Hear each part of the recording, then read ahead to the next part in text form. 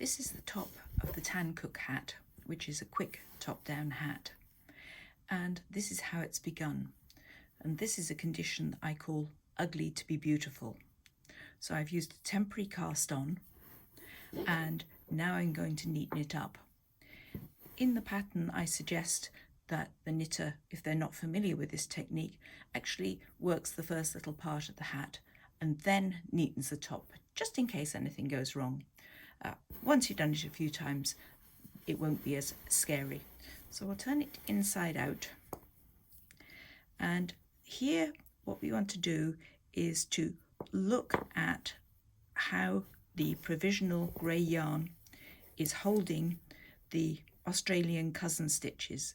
That's the name I give to the things that look like purl bumps and they're actually in between the original direction stitches, but in fact they're Australian cousins.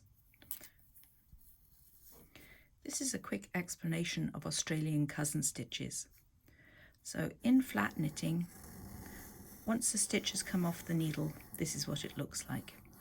And it's connected to its next door neighbour with a horizontal bar. So those are 3 regular direction stitches.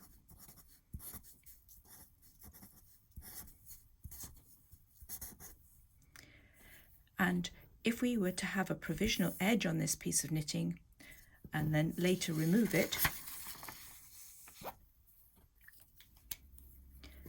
these become the Australian cousin stitches.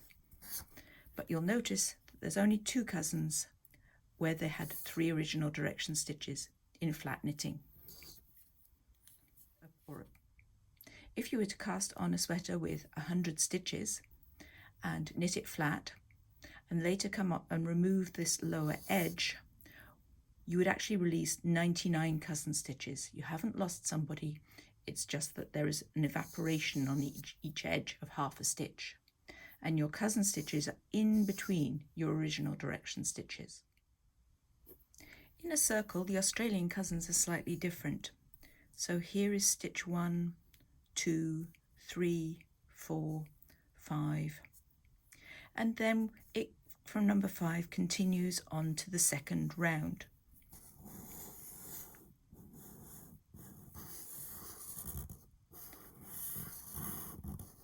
And so on. And what we have to identify and what we have to do with our tail is to take this tail and pop it through each one of the cousin stitches. So there's 1, there's 2, there's 3, there's 4, and we get the 5th one here from going under the beginning tail. And that way they're all secure and they can be gathered up. So these are the Australian cousin stitches that look like purl bumps in the waste yarn edge. So here is where my first stitch was knitted. So that's the beginning of the first stitch. And the tail wants to go this way.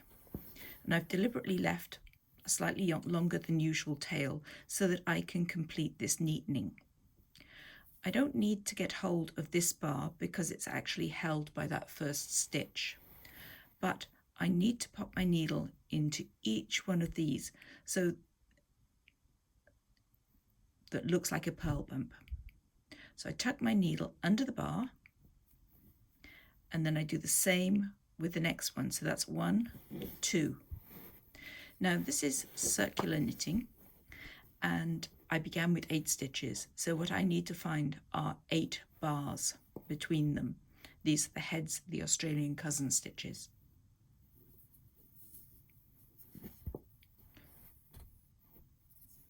So that's the first 2.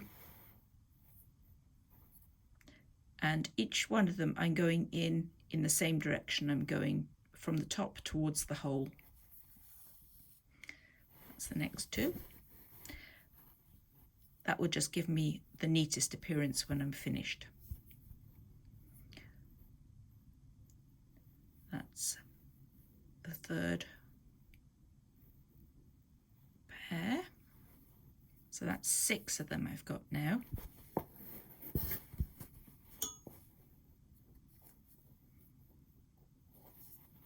And there's the 7th.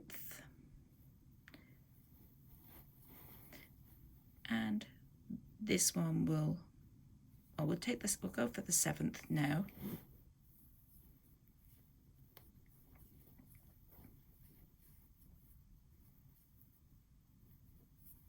And that loose bit is actually the start of the yarn where we went around.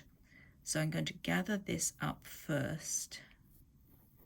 So you can see that that tightens up.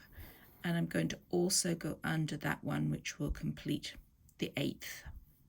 But before I snuggle this up too much, I'm going to cut out my waste yarn stitches.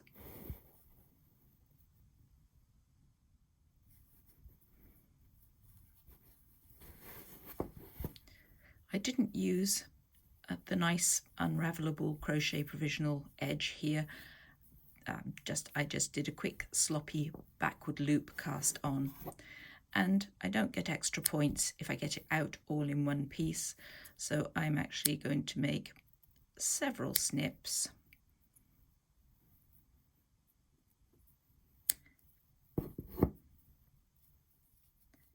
And remove all of those bits of waste yarn.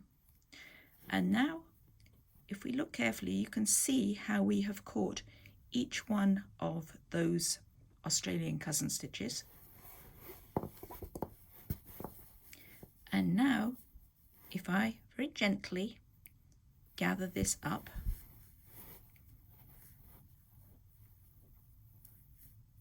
and gather and gather, and I want to make sure that there's not too much left at the beginning, so I want to just snuggle it up, and let's have a look at the right side.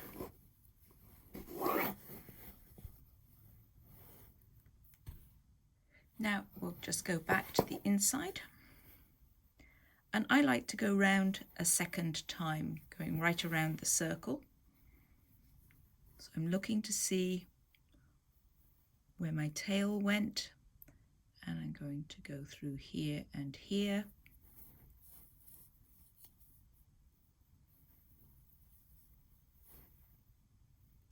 And this one, and this one, and here, and here.